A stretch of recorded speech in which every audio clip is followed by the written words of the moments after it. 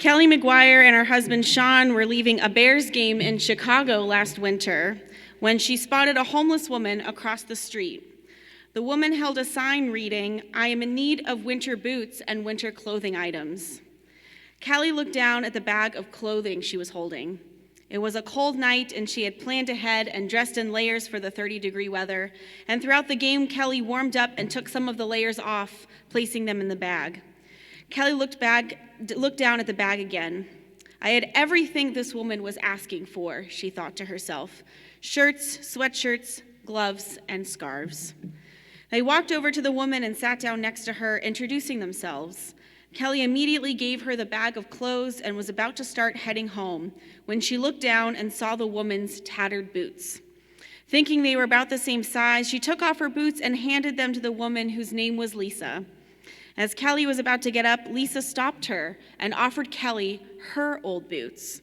"They're better than nothing," she said. Kelly later wrote, "She who had nothing offered me these boots, her boots. I wore them all the way home." Lisa and Kelly, through mutual acts of kindness, acknowledged the humanity in each other. They recognized that each of us are made B'Tselem Elohim, in the image of God, as we read in Genesis when God creates humanity. There are so many things that are similar between our faiths. Perhaps the most essential value of them all is kindness. To act with kindness towards others, even if, especially if, there is no praise or reward back. To love our neighbor as ourselves. To not do what is hateful unto our neighbor.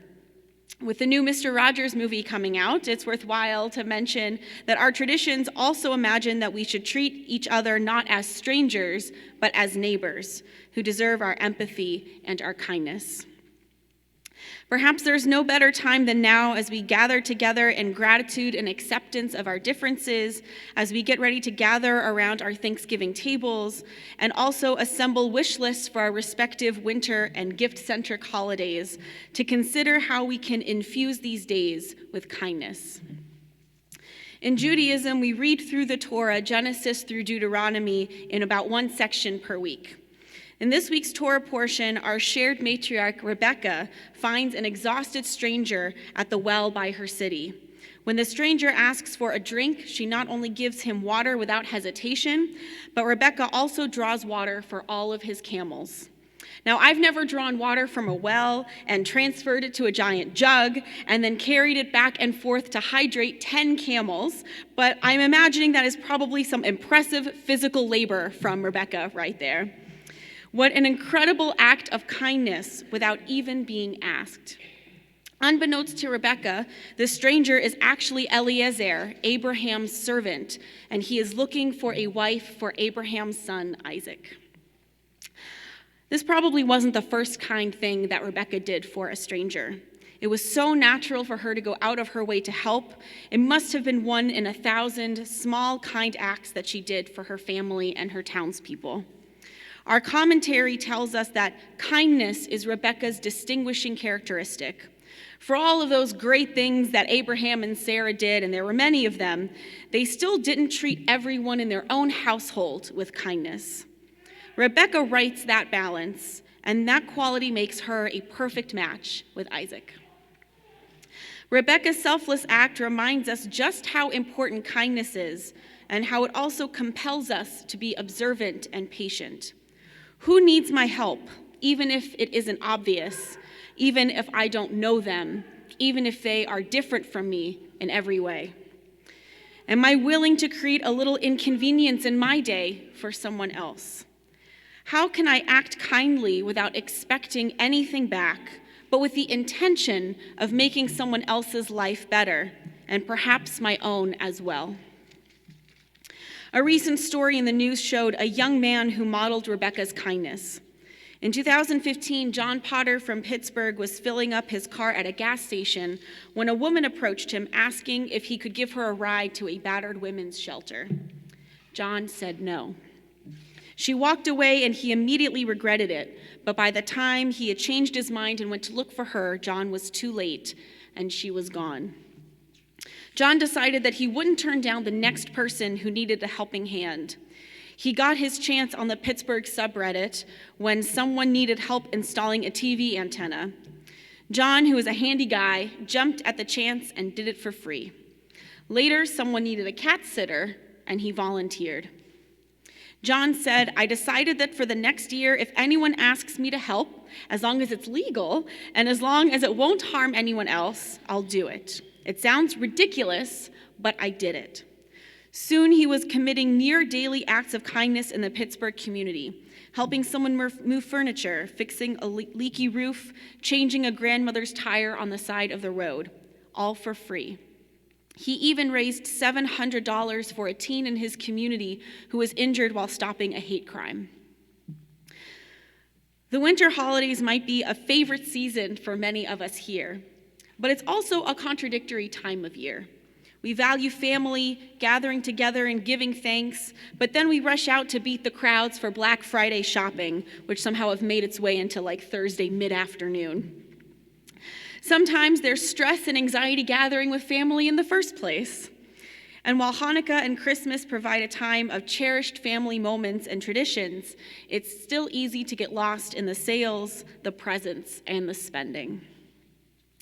At a time when we can be frustrated with our loved ones and perhaps some family dysfunction, how might kindness be best for each other and ourselves?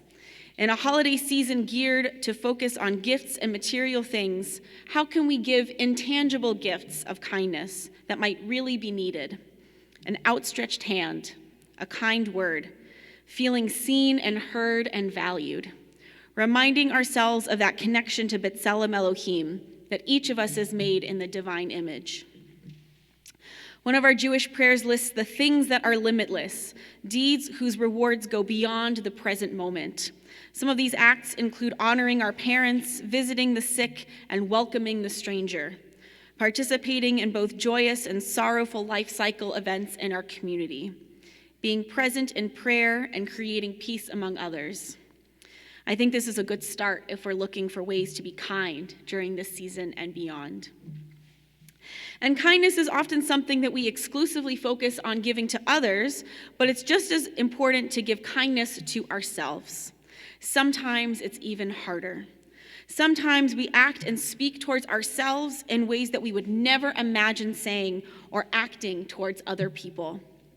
I don't know if there are any Buddhists here in the house, but we can still learn from the wisdom of Buddha when he said, "If your compassion does not include yourself, then it is incomplete." Like John Potter, we can acknowledge that we might not always make the right choice. Sometimes someone will need our help and we won't show up for them.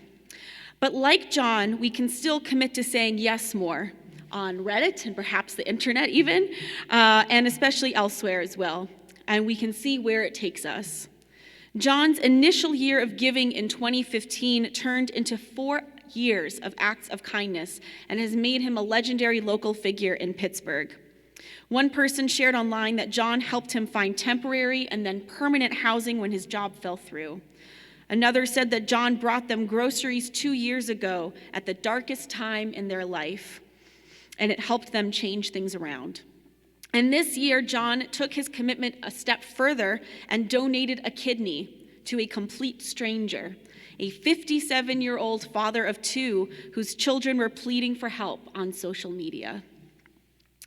Now, I'm not saying that all of us right after the service have to go and donate an organ. That would be great, but don't have to. But like John and Rebecca before him, they are just like any one of us.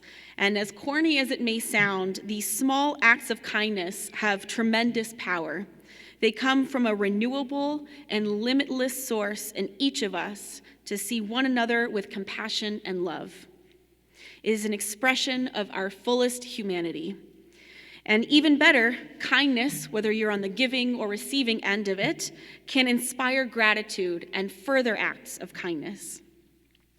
This season, may we say yes to those who ask for our kindness, like Rebecca, and may we actively seek it out, like John.